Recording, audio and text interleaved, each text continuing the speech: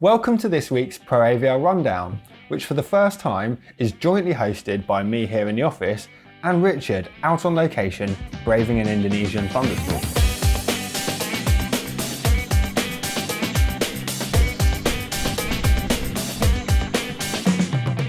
It's the house of worship sector grabbing the headlines this week when it comes to the most interesting audiovisual projects. A series of 5 elaborate lighting displays designed by Nick Chan for the Church of the City in Nashville over the Christmas period was made possible through the use of elation fixtures, specifically the multifunctional artist Mondrian LED profile effects fixture. 32 of the units were called upon by Chan to elevate his productions to a new, less traditional level. Sri Sham Mandir, one of the most famous Hindu temples in Dhamtari, India, has opted for an LD Systems audio solution constructed from SAT82 G2 passive two-way cabinets. Audio expert Deepak Gupta of 8mm had the job of designing and installing the system at the temple, choosing the equipment for its frequency response, volume and coverage attributes.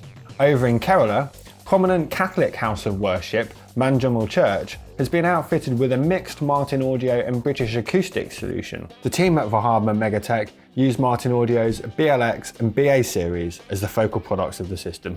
With the help of South African distributor Apex Pro, HH Electronics headed to Gaborone, Botswana to introduce the British manufacturer's range of audio solutions to the sub-Saharan market. Apex Pro took on the distribution rights for AHH in late 2022 and, having enjoyed a great launch already in South Africa, teamed up with 6 Dots to create the Pro AV Expo. It was also revealed this week there's an HH solution based on the manufacturer's Tensor 15-inch active loudspeakers was now powering the Kampong Stadium in Cambodia. And with that out of the way, it's time to hand you over to our roving reporter in Indonesia, who's been busy this week visiting new projects and old friends alike while battling the Jakartan weather. As intimated in last week's video, I'm here in Jakarta. Can you hear the thunder? And I'm taking in projects in the Indonesian capital. I've been to SAE Indonesia this week and catching up on them. They're celebrating 12 years now since they set up here. A few nightclubs, and the pinnacle for this trip for me really will be the Jakarta International Stadium that I'm visiting with a couple of companies on Friday.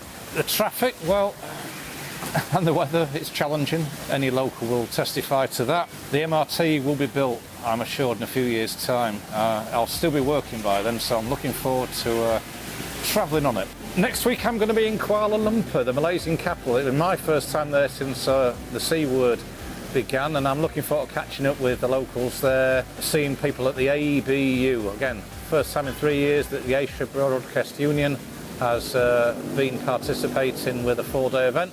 So see you all there, and hopefully the weather will get a little bit better. I'll leave you with the news that the latest editions of our Asia and MEA magazines have just gone live and can be viewed right away on our website.